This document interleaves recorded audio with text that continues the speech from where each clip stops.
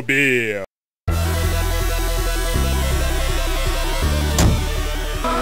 A bit of a special retro core today as we take a look at Sega's first 32-bit arcade game. This is Rad Mobile, also known as Rad Rally in its two-player form. Released on the Sega System 32 in February 1991. Rad Mobile was an awesome sight. The speed, size of the cars and roller coaster roads made this stand out amongst the crowd.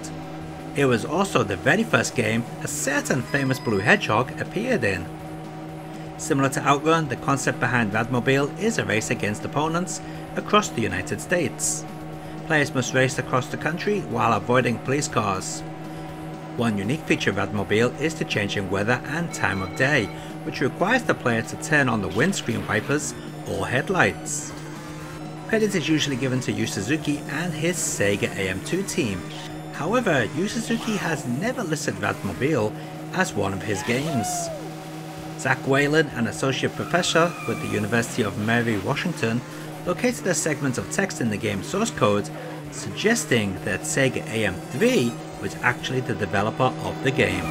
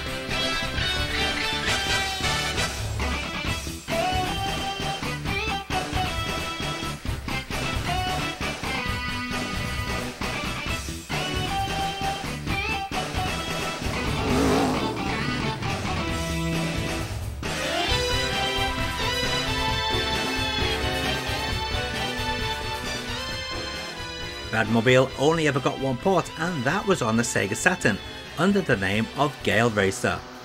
This was one of the first Saturn games to be released, coming out on the 2nd of December 1994. Let's not forget that the Sega Saturn hit the stores on November 22nd, 1994, meaning that this was one rush game, and it shows. Besides the awesome music, other noteworthy changes to the Saturn port include the two-player mode, more on that later, a whole host of swinging Sonic mascots including Metal Sonic, Super Sonic, Amy, Knuckles, Tails, Eggman, Ray and others. The thing is, can you play the game long enough to win them all? I know I did back in the day. Oh, and it features full screen full motion video, something quite rare in the Saturn's early life. Besides those points, the game is actually far worse and missing so much from the arcade game. Let's take a look at that draw distance. Man, is that bad. Far worse than the arcade game, and the viewpoint is pointing down somewhat too. Then there's the loading. The game loads after every single section of an area. That basically means every 40 to 60 seconds the action stops. Then there's the rushed programming. Just look at what happens when falling off the cliff. Did you see that? No? Well, let's take a look again in slow motion.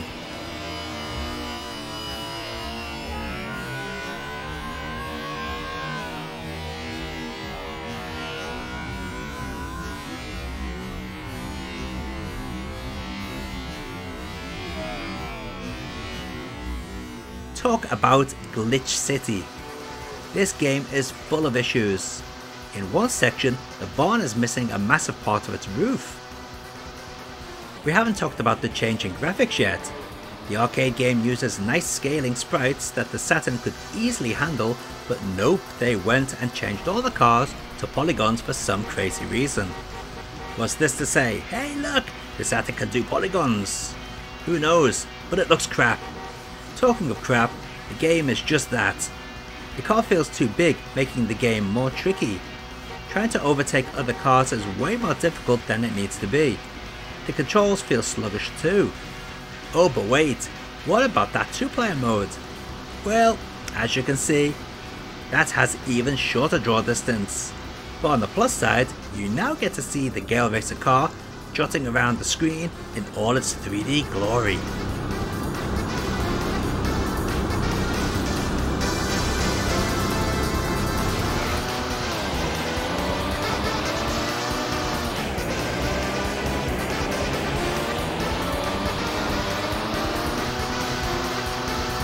So we've seen the game running and we've heard my opinions, but we haven't listened to the music. So let's take a listen to 2 tracks, one from each version of the game.